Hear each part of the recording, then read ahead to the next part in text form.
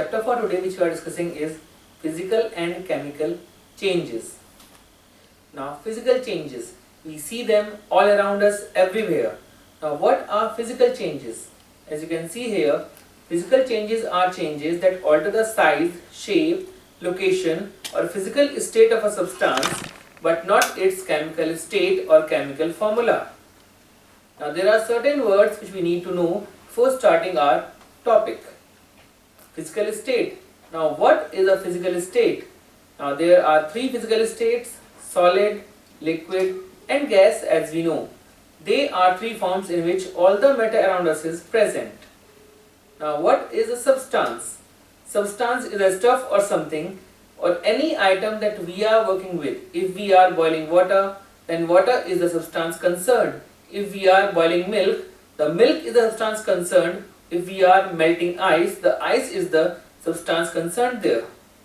Now what does all that mean? Now we discuss about a physical change. Example, boiling of water. If we boil water, then it becomes into water vapors. But does it change? No. The water indeed remains water, although it changes state from one to another. So it is simply a physical change in which the physical nature, physical properties and formula of substance remains unaltered. Example, a physical change in a substance doesn't change what substance is, that is the chemical nature. For example, cutting of paper. If we cut paper, the substance remains same, only it is broken into small pieces. So it is a physical change in shape and size of paper, and it is still a paper. Some other examples can be cutting, tearing, shredding, grinding, shrinking, enlarging, change in phase like aqueous, solid, liquid or gas, relocating or dissolving. Rotating can also be considered a change in physical condition. Molding or shaping is another example. Now chemical changes. Chemical changes are changes that alter the chemical makeup of substance, that is the chemical formula. When a chemical reaction takes place, the chemical formula of substances involved is changed. Now what do we mean by this? If you end up with a chemical or chemicals that you don't start with, that is, we start with something and end with something else, yes, it's then a chemical change. For example, if we burn anything, once something burn, it cannot burn again. If we burn paper once, we then obtain ash, but we can't burn ash again. So it is a chemical change. If we burn a piece of wood, we again obtain ash, but we can't burn ash again. So it is a chemical change.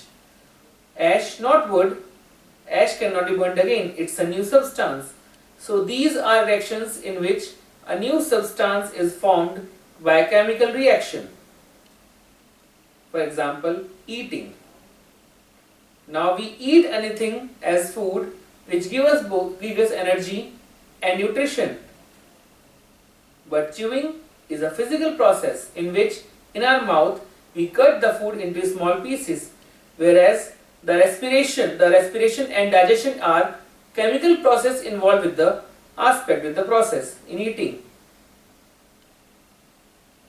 Now there are certain points, certain observations we made when the chemical reactions occur, like creation of gas or bubbles, creation or loss of heat, the temperature changes, either the mixture becomes hot or cold, fire, rotting, a foul smell is observed, breaking down or decomposition of substance into something else, precipitation, some undissolved substance is formed which comes out as solid substrate, cooking, rusting is one example of chemical change. Now we will discuss some points regarding these changes.